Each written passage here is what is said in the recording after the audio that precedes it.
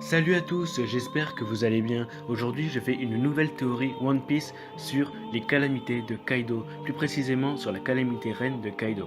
Alors pourquoi la reine? Parce que depuis que l'on nous a introduit Jack, Chips Head et les autres utilisateurs de Fruit Démon de l'équipage des 100 bêtes, je pense, comme beaucoup de monde, que l'équipage des 100 bêtes se base sur un jeu de cartes, comme par exemple avec Jack qui signifie valet. Donc je suppose que les autres calamités sont la Queen, la reine, et le King, le roi. Mais revenons au sujet, j'ai voulu faire des recherches sur Kaido et je suis tombé sur des choses en lien avec la série télévisée sur Marco Polo. J'ai découvert que l'empereur mongol Gengis Khan avait deux petits-fils. L'un d'eux s'appelait, devinez quoi, Kaidu.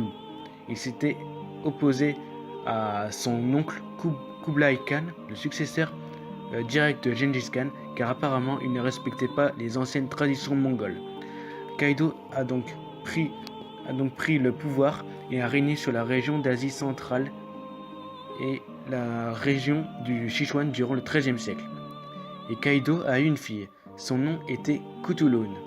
Si on traduit, Cthulhu veut dire littéralement lumière de lune, clair de lune. Dans One Piece, on a déjà deux références au clair de lune. Premièrement, le nom Kuzuki, qui signifie clair de lune selon les fans anglophones.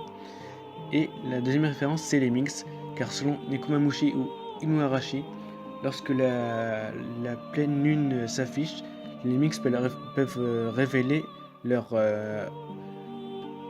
vraie puissance. Le nom de Cthulhu pourrait être une autre référence. Dans les temps anciens, la plupart des femmes étaient maltraitées, renvoyées au simple rang de boniches ou femmes au foyer. Mais pas les femmes mongoles justement. Cthulhu était le parfait exemple. Elle avait 14 frères, mais aucun ne pouvait le surpasser en termes de force et d'athléticité. Je sais même pas si ça se dit, mais je m'en bats les couilles.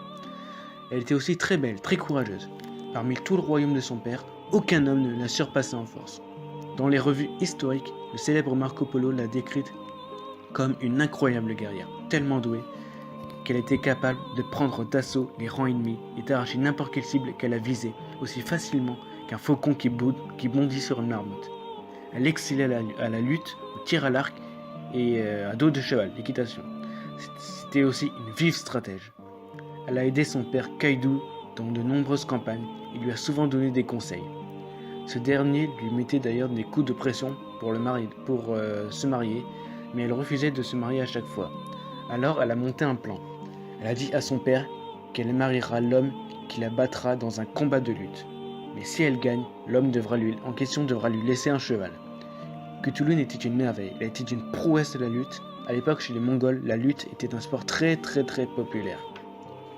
Aucun homme ne pouvait la battre à ça, et on raconte qu'elle a gagné plus de 10 000 chevaux, mais le nombre réel est inconnu ou imprécis. Et certaines sources disent 10, d'autres 100 chevaux, ou encore 1000 chevaux. Mais peu importe, parce que cela en reste pas moins spectaculaire. Durant sa vie, elle n'a jamais perdu un match, mais apparemment elle a quand même été forcée de se marier, car il y avait des petits potins qui circulaient dans le royaume accusant Kaido d'inceste avec Cthulhu. Cependant, je n'ai rien trouvé à propos de cette accusation.